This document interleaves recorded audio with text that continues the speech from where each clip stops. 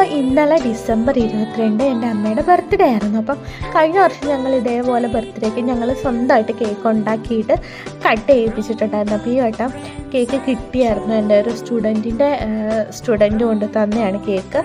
അപ്പോൾ എന്തായാലും ക്രിസ്മസിന് ഞങ്ങളിവിടെ കാണത്തില്ല, അതുകൊണ്ട് പിന്നെ നേരത്തെ അമ്മയുടെ ബർത്ത്ഡേക്ക് ഞങ്ങൾ കട്ട് ചെയ്യാമെന്ന് വിചാരിച്ചു.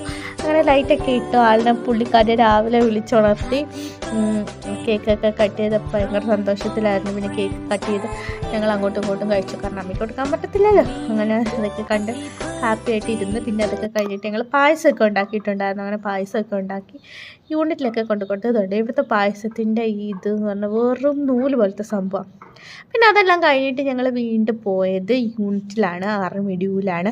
അപ്പോൾ അവിടെ ഞങ്ങൾ ഇന്ന് കാണാൻ പോകുന്നത് പുഷ്പ 2 ആണ് റിലീസായിട്ടുണ്ട്. അപ്പോൾ പോയി പുഷ്പ 2 ഒക്കെ കൊണ്ട് അടിപൊളി സിനിമയായിരുന്നു. അപ്പോൾ ഇവിടെ ഹിന്ദിയിലാട്ടോ റിലീസായത്. അപ്പോൾ നല്ല അടിപൊളി സിനിമയായിരുന്നു. കാണാത്തവരൊക്കെ പോയി കാണുക.